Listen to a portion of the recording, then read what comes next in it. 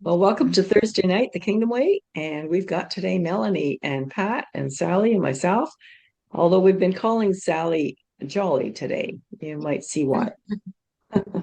Anyway, let me just share the book. We're reading from the Biblio Diet Book by Josh Axe and Jordan Rubin. And, just kind of looking at what God says, what the Bible says about eating. What should we eat? When should we eat? All of these kind of questions that we've had. So let's look at what did your favorite Bible heroes eat? Now, of course, our greatest hero is Jesus himself. We already know that Adam and Eve ate from a perennial food forest when God expelled them from the garden. They had proteins in animal foods, became increasingly important to human beings who were now dependent on heavy labor, physical strength, and speed to survive. Noah drank wine and ate plants. But after the flood, he began eating animals. Abraham and other shepherds mentioned in the Old Testament were nomads, and they didn't have access to a permanent place in which they could garden. They ate meat, dairy, and when they could stay on a plot of land for at least one agricultural season, crops included grains. Is obvious. Okay, this cat is nipping at my hand that I'm trying to put on the mouse because it's almost time for their dinner. Cathy, where are you? What page? 64. Page 64 of the Kindle version. Oh. The title is What Did Your Favorite Bible Heroes Eat? Oh, okay. Go ahead. I'll find it. Okay. So this is obvious. When after the angelic host appeared to Abraham in Genesis 18, he told his wife Sarah to bake some bread and prepare a meal, including a fatted calf, curds, which is cheese, and milk. A quick note on milk. Milk played a significant role in biblical times, appearing 48 times in Scripture. However, the milk consumed then was vastly different from processed milk that's available today. In ancient times, milk from cows, sheep, goats, and water buffalo was consumed straight from the animal, meaning it was not pasteurized or homogenized. So to preserve it, this milk was often fermented, a natural method that is not only extends shelf life, but also enhances nutritional value. A friend of mine called fermentation a poor man's refrigeration for richness and health because it leads to a wealth of wellness. Milk from animals like sheep. Okay, you got to go, Brie. Milk from animals like sheep and cows was crafted into yogurt or kefir, curdled into cheese, or churned into butter.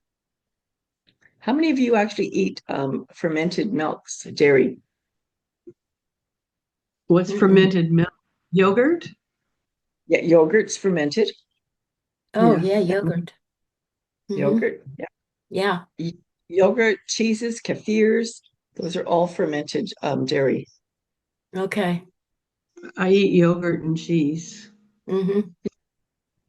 I eat some. Now, the other thing is that he was talking about the unpasteurized milk, right? You get it straight from the animal.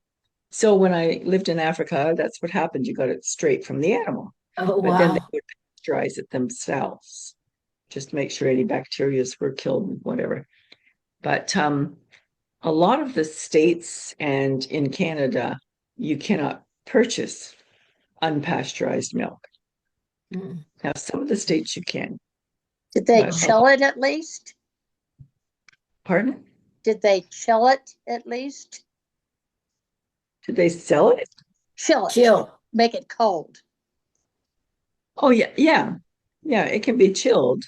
Yeah. But it's not pasteurized. So to pasteurize it, you have to put it to a certain temperature for a certain length of time and then bring it back down to kill the bacteria. But you can buy unpasteurized milk for animals, which is Ah. interesting. Well, So if what anyone's- is kefir? Kefir is a fermented dairy. Okay. Yeah, so that you can get at a grocery store or Yeah, anywhere. yeah, I can get it. It's just not very tasty, but I've gotten it. Right. And there's a good book out there. It's by William Davis, and he talks a lot about pasteurized milks, particularly yogurts, and focuses on all kinds of different kinds of yogurt in there for different reasons, because it's different bacteria that's used to ferment each one. The one that most people talk about is L. reuteri. This cat is insisting it's dinner time every time, only on Thursday nights, and only in this group. I don't know Isn't why. that funny? You check the calendar first, I guess. I don't know. I know Anyway, there's some ferment- cat lovers there. That's That's right. what it is then. That's what it is. Yeah. She says, let me get in on this picture. I know these people. So fermented dairy products are consumed all over the world, including in the Middle East and Africa. They're far more superior to the milk that we find in most grocery stores, and often a slew of health benefits, including disease resistance, gut and immune system efficiency, and a reduction of blood pressure and cholesterol. Today, dairy products have undergone significant changes, with much of the milk sold in grocery stores being heavily processed and lacking the beneficial qualities of its ancient counterpart. So we'll explore more modern dairy concerns and healthier alternatives in the next section. Similarly, bread in ancient biblical times looked and tasted nothing like sliced white loaves lining today's grocery shelves. The primary grains used to make bread were barley and wheat, and involved in a natural germination or sprouting or fermentation process. Dough was left to ferment naturally, often using wild yeast present in the environment. So this natural leavening process, which could take several hours to a few days, resulted in a more nutritious and digestible product. Unleavened bread, or matzah, was also significant because during religious observations like Passover. So that's a flat bread. There's no yeast in that one. Likewise, the fruits and vegetables consumed in biblical times were not the same fruits and vegetables we usually purchase in grocery stores or local food markets. Most fruits and vegetables today have been hybridized and bred for sweetness and a beautiful appearance, fewer or no seeds, and a longer shelf life. So while we might be quick to purchase seedless fruit, such as seedless watermelon, which may be less annoying to eat, all fruits in the Bible were seed-bearing, if we want to think back to Genesis. And with the bread, what was I going to say? If you think of Ezekiel's bread, which is in the Bible, the actual recipe is there for it. Right. Now, if you were going to make that yourself, you'd have to get the ingredients to do that. You can buy what's called Ezekiel bread at a store. Right. But still the ingredients have been somewhat hybridized, right? So, but it's way better than the white stuff. And if you talk about whole wheat bread, sometimes all it is coloring. It's not even whole wheat. It's coloring. So back to the Israelites, when they were enslaved in Egypt, they enjoyed culinary abundance, replete with meat, fish, melons, cucumbers, and onions. The Israelites also ate red meat, as the Passover meal included lamb. Leviticus 8 details the first consecration ritual for priests, starting with Aaron and his sons. These future religious leaders were instructed to cook meat at the entrance of the tent of meeting and eat it with bread for 7 consecutive days in front of the people of Israel. In the chapters to come, we'll explore the benefits and historical significance of these two biblically essential food groups, both of which were staples in biblical times and are featured in the biblical diet. For now, it's important to know that meat played a significant role in the diet of the Israelites. Leviticus 11 and Deuteronomy 14 provide specific guidelines on which meats could and should be eaten. When you look into Leviticus, it gives quite a bit in the laws that were there for what they should eat or not eat, things that were clean or not clean. And there were reasons for that. And it's not just because God wanted to constrain things and say, oh, you only eat this, you only eat that. But it's actually because there's health benefits to it. So priests weren't the only ones eating bread and meat. David ate bread, cheese from goat or sheep milk, fruits such as grapes, either plucked off the vine or dried, which would be raisins, meat, and fresh milk. Remember Daniel? So bucking the common belief, thanks to the popularity of the Daniel fast, Daniel wasn't a strict vegan or a vegetarian. The Bible records 2 specific instances where he abstained from meat during a fast. But outside of those times, he likely enjoyed meat and adhered to God's dietary laws.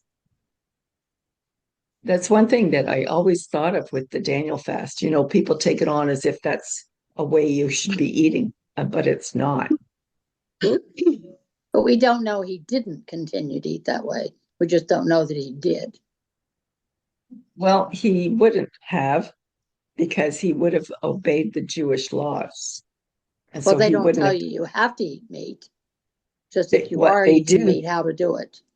But they do with their celebrations, right? All the feasts, and they have a lot of feasts. They do, as it's part of the meal in those celebrations. Like if you're doing Passover or something, there's always a Passover lamb, and you would participate in that. So he definitely did, at least at times. At times, I'm yeah. not saying he ate it every day, but at least Right. at times he did. And Jesus would have too. At times, So yeah. moving forward into the New Testament, based on the accounts of Jesus feeding thousands of people, his own recorded meals of bread and fish. So that's fish is a type of meat, basically. It's not an animal, but it's fish. So pre and post resurrection. I know that was a brilliant statement. And his Hebraic background, we know his diet would have included bread and fish, and likely a typical diet for the region comprising of fruits, vegetables, and clean animal meat, like lamb. Add curds and honey. You can see the prophecy in Isaiah 7:58 to that list. A side note, when Jesus fasted for 40 days in the wilderness, the devil tempted him to turn stone into bread. The devil's choice of stone was no coincidence. Ancient bread, often round and coarse, looked much like desert stones. It wouldn't be a stretch to imagine that Jesus, after 40 days without food, would have seen the mirage of stones scattered in the sand as loaves of bread. The Biblio Diet, rooted in bringing this ancient wisdom to our modern tables, is built on 2 fundamental principles. First of all, eat only what God created and intended as food. Secondly, eat food in the form that is healthy for the body. That's another thing with vegetables, is that we know that all vegetables do have toxins, but the way that you prepare them makes the difference. So Sally was sharing on, I've already forgot what it was that you made. Was it Spinach. So take spinach, right? yeah. But it was cooked. So when you have spinach, because it has high oxalates, you do want to cook it rather than have it raw, because that's going to minimize the oxalates. And of course, there is such a thing as a hormetic effect, a small stressor that may be good for your body. but it's only a small stressor. It's not. And you'd have to eat a whole lot of it raw. Yeah. And as you said, yeah, that'd be kind of difficult. Right. If at any time you have any comments, yeah, feel free to share. So this means embracing foods that are as close to their natural state as possible, much like the coarse, round bread of biblical times, and staying away from ingredients that dilute the integrity of nutrition that God provided for us. You know, when we think of that, just eat close to nature, the way God made it. And that's pretty simple. Our desert island food picks. John the Apostle, also known as the beloved disciple, was exiled to Patmos for telling others about his faith in Jesus. The Roman government sent criminals to this barren island in the Aegean Sea as punishment. Think Alcatraz. As a prisoner, John didn't get to choose his meals, but we have a pretty good reason to believe that he would have picked something from our list of must-have foods if we were ever stranded on a desert island. First of all, red meat, organic and grass-fed. Chapter 8 is devoted to meat, so this review will be short. Organic and grass-fed red meat, such as beef, buffalo, lamb, venison, is a valuable source of nutrients that protect and enhance the immune system and the circulatory systems. It's nutrient-dense with its high levels of vitamins, minerals, heart-healthy fatty acids, and bioactive amino acids, such as taurine for a healthy brain, carnitine for energy, and creatine for muscle strength. Then there's avocados. Avocados is a rich and healthy fat, has rich and healthy fats, and high in fiber, vitamin E, and potassium. Its many benefits help enhance heart health, encourage weight loss, and keep your digestive tract running smoothly. This superfood even fights cancer cell growth. Number 3, eggs. Organic and pasture-raised, or pasture-raised. We'd like to set the record straight. Eggs are excellent for us. You know how the research was before? You eat eggs, don't eat eggs. Eat eggs, don't eat eggs. Nutritional research is all over the map. That's why we're looking at what God says, not all the research out there. Yes, even or rather, especially the yolk. Eggs are a health dynamo with 6 grams of protein, vitamin B12, vitamin E, riboflavin, folic acid, calcium, zinc, and iron in a mere 70 calories. Here are a few benefits that an egg provides.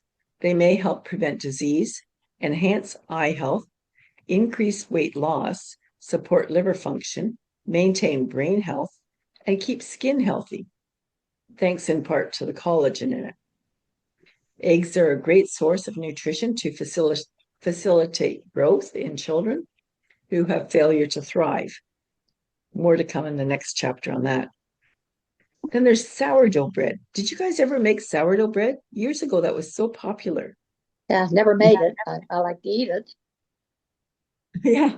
Well, we have a sourdough starter with the group of people at church that I knew and whatever. And we would share the starter with others. And then everybody would make that bread because you're just adding flour and moisture, and it becomes bigger. Like you use what you use to make your bread, and then you add to it, and it's perpetual. It'll go forever. So sourdough bread, by its did you want to say something, Mel?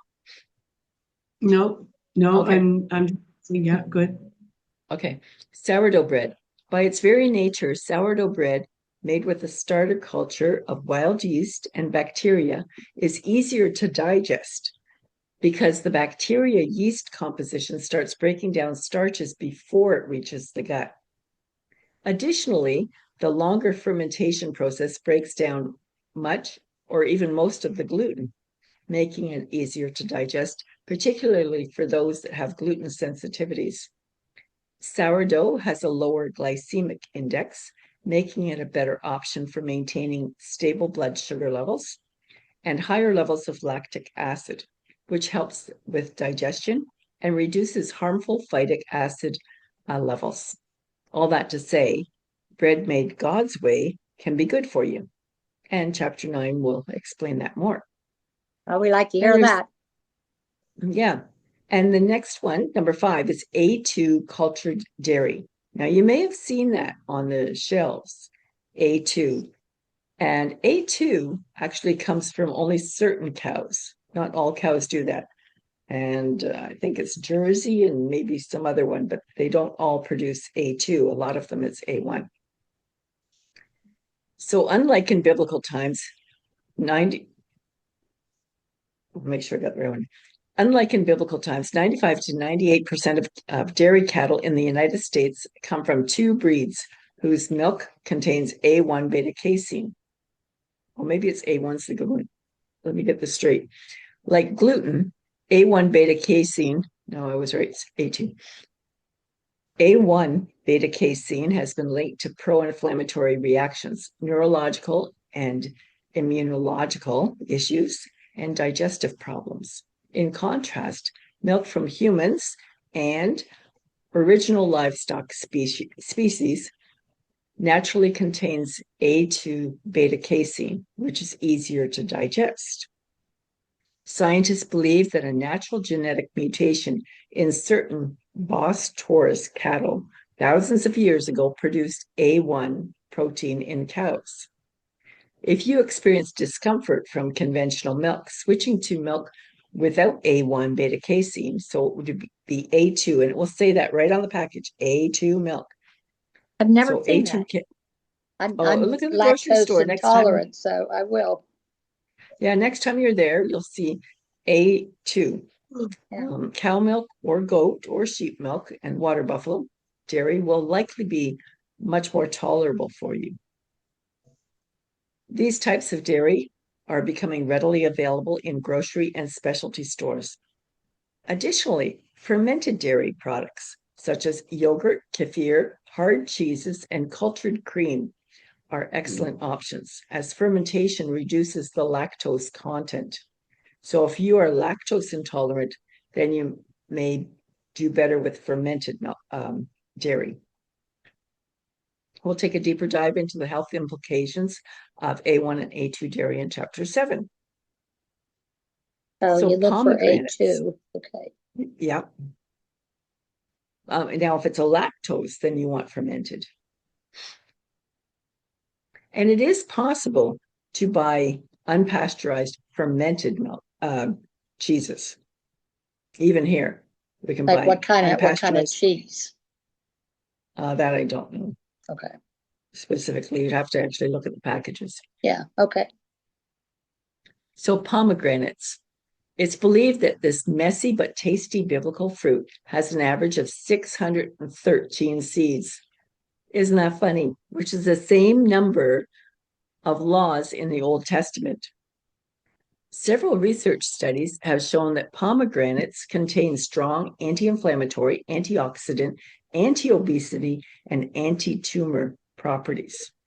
Pomegranates contain, oligotannins, which are bioactive polyphenols that provide anti-inflammatory effects on cells in the body. Researchers have determined that pomegranates promote brain health, specifically memory retention, as well as digestive health. This might be a stupid question. I think of myself as really liking pomegranates. I just never get them. So I got frozen I think anneals they're called, little round things. I guess they're the seeds. But you try to bite into them and they're tough. It just tastes like wood. Oh. I mean, you can bite them. They're not, I guess, as tough as wood, but they're just, not really much flavor at all. I'm thinking that when I think of pomegranate, I'm thinking of the juice. And so I don't know whether these little anneals, the little seed things, are actually edible. I don't know. That's all I've seen too, and I've tried, and I hate them. I'd never buy it. I'd never buy a pomegranate because of all those seeds. Yeah.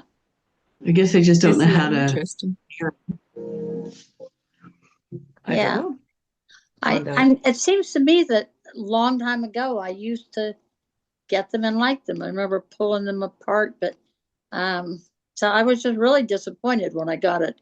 I got it because of the book. When I saw that the pomegranates, I thought, oh well, I like those. I'll get them. They look so pretty. They do look pretty, don't they? The thing is, when you're having any kind of fruit, you don't Yeah. want to have it as juice. You want to have it as the fruit because then you've got the fiber with it, and that's going to slow digestion. It's going to be better for your blood sugar because it's just slowing it as it goes through. So pomegranates specifically, I don't eat them, so I don't really know. Yeah. Mm-mm. Mm. Mm-mm. Mhm. But maybe he'll say more about that in chapter something. Yeah, I know. It was just Mhm. so high up. I'd gotten sourdough bread and the pomegranates. I think I Yeah. actually looked for A2. I didn't look that hard though. I Yeah. didn't find it. And I do want to try to um, learn to like avocado. Um, Do any of you use avocado? Pat, Melanie? No, no. I I When I was do. in, oh, do you? How do you Yeah. use it? I just cut it in half, pull the pit out of it, and often I will put yeast. What's that called? Guacamole.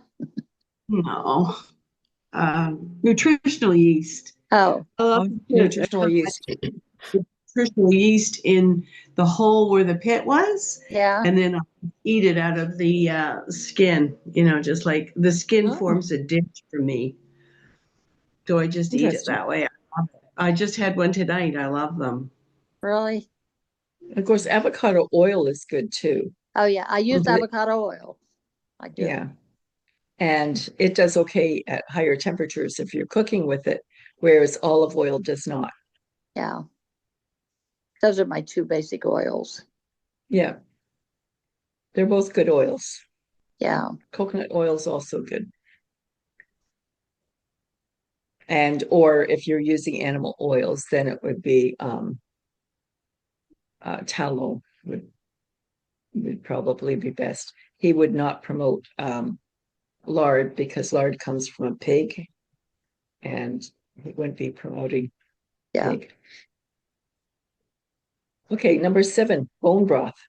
Bone broth, chicken and beef, is one of the most nutritious foods that you can consume, rich in connective tissue, building proteins such as collagen and gelatin. I mean, if you ever ate Jello, of course, that comes from a pig, but you can buy gelatin that comes from a cow. Mm. So bone broth is beneficial to your joints and friendly on the gut and provides naturally occurring glucosamine and chondroitin and a host of amino acids, whether from beef, chicken, or lamb. Bone broth is integral to traditional diets worldwide and forms the foundation of gourmet cuisine. These broths are rich in easily absorbable minerals such as calcium, magnesium, phosphorus, and silicon, which can enhance your immune system and help manage conditions such as allergies, asthma, and arthritis. Now, bone broth, what makes the best bone broth, in my opinion, is chicken feet. So I'd gone out one time and I'd purchased chicken feet from, an international store that sold them. You don't find that usually in the grocery store sometimes. And yeah, it made really gelatinous chicken broth. Uh, so wild caught salmon. When wild caught rather than farmed, salmon stands out as one of the most nutrient dense foods available. Why? Wild caught over farm raised. Research has shown that farm raised fish contain only a fraction of heart healthy omega-3s and is exposed to an abundant level of toxins, antibiotics, and pesticides compared to wild caught. Farm-raised salmon are also fed a reddish pink dye in their foods to make their flesh an unnatural red color. Oh my. Wild-caught salmon is renowned for its numerous health benefits, including lifespan extension and the prevention of heart attacks and cancer. Notably, salmon is exceptionally rich in omega-3 fatty acids and is also loaded with various vitamins, minerals, and antioxidants, and high-quality protein. Ongoing research continues to reveal a multitude of health benefits associated with salmon. Evidence points to its ability to uplift brain activity and support healthy bones and skin. So when you have your omegas, like you want them to be balanced, but most people are very low in omega-3s. So that's where the wild-caught salmon could be very beneficial for you. Also, sardines or small fish are quite high in omega-3s, and you can purchase eggs that are higher in omega-3s. So pesticides. Do pesticides really carry the same risk of cancer as smoking? The short answer is yes. Alarming findings regarding the health risks associated with pesticide exposure suggest that they may be as detrimental as smoking in increasing the risk of certain kinds of cancers. Research indicates that individuals exposed to pesticides such as Roundup, particularly agricultural workers or people living in high exposure communities, face significantly higher likelihoods of developing various types of cancer compared to those who are not exposed. Eating organic is one way to avoid consuming synthetic pesticides. And then organ meats. How many of you like organ meats? Not No. me. Yeah, I'm not fond of them. I'd say about once every few years, I might want a little bit of liver, but not very often. I used to Nope. actually really like liver, and Mom made it just for Right. her and me because my father and sister wouldn't eat it. But she made it with bacon and onions, Yeah, and that's and pretty much the only way it would work. it's the only way it tastes good. Yeah. Now I just Mhm. really I don't buy meat at all or cook with it. So, but Yeah. yeah. I mean, I remember that being tasty. I don't know whether I still would think so, but Yeah. And it's something you don't want to overcook because it gets rubbery. yeah, right. Yeah. So organ meats, also known as offal, are loaded with essential vitamins, minerals, and proteins known as peptides that can significantly benefit your health. Historically, many cultures value organ meats for their taste and their health benefits. Hello. Some Are you cultures frozen or consider am I? liver, yeah, some cultures consider liver, for example, too sacred for human hands to touch. So that organ can be handled only by a spear or other instrument. The Maasai tribe of Eastern Africa reserves organs such as the heart or kidney for young male warriors and pregnant women.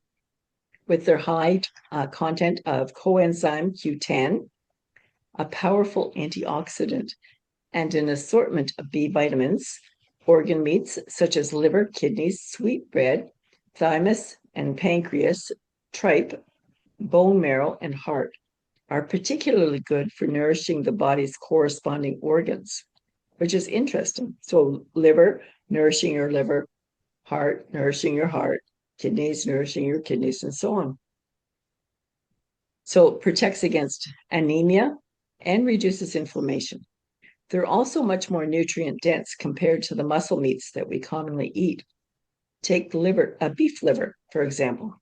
It boasts 50 times more vitamin B12 than steak, along with the higher amounts of folate and B vitamins than any other food. In terms of vitamins and minerals, it surpasses even kale, spinach, and broccoli. In the animal kingdom, predators prioritize consuming organ meats before other parts of their prey, highlighting how prized and essential this meat is for sustaining life. Number 10, extra virgin olive oil. The Bible mentions the words olive and olives 53 times. Olive trees have existed for thousands of years. Olive oil, a significant component of ancient diets, remains a staple in modern nutrition, particularly in the Mediterranean diet, which is widely considered one of the healthiest diets in the world. Renowned for its health benefits, high-quality extra virgin olive oil is rich in anti-inflammatory compounds, antioxidants, and heart-healthy micronutrients. It's associated with reduced inflammation, heart disease, depression, dementia, and obesity, as well as aiding in cancer prevention and brain health. New research has shown the connection between olive oil and a long life. In January 2022, a study published in the Journal of American College of Cardiology revealed a link between olive oil and longevity. This doesn't come as much of a surprise, considering that olive oil is filled with healthy monounsaturated fats, antioxidants, including phenolic compounds and vitamin E, all of which bolster healthy aging. Highlights from the study include the following: higher olive oil intake, so more than half a tablespoon per day, was associated with 19% lower risk of dying from cardiovascular disease. People who consume more olive oil had a 17% lower risk of cancer mortality. High intake also led to a 29% lower risk of death from neurodegenerative disease and an 18% lower risk of death from respiratory disease. So to maximize all these benefits, it's crucial to choose genuine, high-quality extra virgin olive oil. A word of caution, though: much of the olive oil that lines the grocery store shelves isn't pure. I know it's hard to believe because it says on thing, extra virgin pure olive oil. So a CBS report found that 80% of what you find on the store shelves of olive oil is diluted with other oils or enhancers. Mafia-based corruption in the production process is to blame. Always look for the bottles indicating that the oil is extra virgin and ideally cold pressed. Quality olive oil should be stored in dark glass bottles to protect it from light, which will degrade its quality. Avoid oils in plastic or clear bottles. Always look for a harvest date on the bottle. Freshness is crucial for the flavor and the health benefits of olive oil. A good olive oil should have a distinct, strong aroma. If it smells bland or off, it may not be high quality. So be cautious of very cheap olive oils. Anything priced below $10 per liter is likely not genuine. One clue that you have quality extra virgin olive oil is if it solidifies when it's cold and refrigerated. I wondered about that today. I actually used olive oil. It was in my fridge, and I thought, it doesn't pour out of the bottle. It's hard. I didn't know that. Yeah. Mm-hmm. Yeah. I always did it with salad dressing because I make it with olive oil. I keep it in the pantry, not the fridge, Right. just for that. Yeah, I had no idea. Mm-hmm. Mm-hmm. Anyway, you can put it in the refrigerator, and then it should become cloudy and thicken. If it remains liquid, then it's not pure extra virgin. Oh. Number 11. Cathy, Yeah. Cathy. Getting back to the liver, I'm sorry. All these these things came back to my recognizing when I was a child. Uh, well, one thing for early Weight Watchers, it was supposed to be one liver meal a week. Right. Yes. Yes, and everybody, I'd announce that, and everybody go, ugh. And but the turkey and chicken, it comes with a package of, and what do you call that? The liver and the The gizzards and the gizzards. Yeah. Gizzards, yeah. Well, my mother and I were the only ones that really, really enjoyed that. So she would make that, she would cook that in a pan, And at lunchtime, because nobody else in the family liked it, okay, Right. we would eat those, her and I, before we'd have the Thanksgiving dinner or anything like that. But I always found that funny, because Yeah. nobody even wanted to look at them, you know what I mean? Right. When we were Yeah. eating them. But we used to do that. As I was a child, I ate that. Yeah, exactly. When I Sorry. was a kid, a lot of my friends had liver once a week too. Now, we Yeah. never Okay. had liver like that, but we had liverwurst. So Oh, yeah, I basically, was going to that's a Oh, say. I liver like that. pate. Oh, I like yes, Yeah. that yes, too. yes. I was going to Yeah. ask you if that is what they're considering liver too, is Yes. liverwurst. Yeah, Yes. yeah. Yes, Oh, I that's love German. that. That's German. Yeah. Hmm. Yeah. Mm-hmm. I Yeah. love Yeah, that I do on Okay. too. rye or pumpernickel with mustard and an onion. Yep. There you Yep. go. Yeah. There you go. Okay, I just remembered that as a child, Yeah. and Right. now, Yep. that isn't, the way it is. Right. Yeah. Another way that I'd eat liver is I took some liver and I pureed it raw, and then Oh, I added it to the ground beef. So then okay. you don't notice it so much. You only take a Right. little bit. You might put in 2 Okay. ounces or an ounce to a pound. Right. Yeah, yeah. Because Yeah. if you You think really, about it, if you're looking at an animal, the liver is only a very small portion yes, of that Right. yes, whole animal. So right. you wouldn't want to have a lot of liver. In fact, there's such a thing as vitamin A toxicity, which you could have if you were going to have liver all the time. Oh, okay. Like if you were Okay. eating it every day, I'm going to eat liver, Yeah, liver. yeah, yeah, You yeah. make And yourself you sick. you you really needed to know how to cook that also. I mean, Yeah. Oh, Yes. yeah. to really make it good. I'm sorry. Yeah. Yeah. Right. Because if Mhm. you overcook it, it's like Right. leather. Yeah. Yeah. Right. Okay. Thank you. Any other comments, Melanie, Mm-mm. Sally? I'm never eating organ meat. I don't care how good it is. Okay, we got the message. Yeah. I don't think I am She either. didn't want to hear that. I'm telling you, But they have my very different tastes. Like if for you my have heart, which maybe you don't want heart, but anyway, if you have heart, it's No. really a muscle, even though it's an organ, Yeah. right? Yeah. So I it's can't very believe I different used to than eat it. eating liver. Yeah, I used to eat it. Yeah. Mhm. Yeah. Uh, Yeah. Not heart, me. it was disgusting, was tongue. Yeah. Oh, I never ate that. I've never Yeah. had that. I've heard of it. So I've with seen it. tongue, you're supposed to, I believe, boil it first so that you can remove the outer part, and Oh, then you She can geez. cut it up Yeah. and fry it. I would not.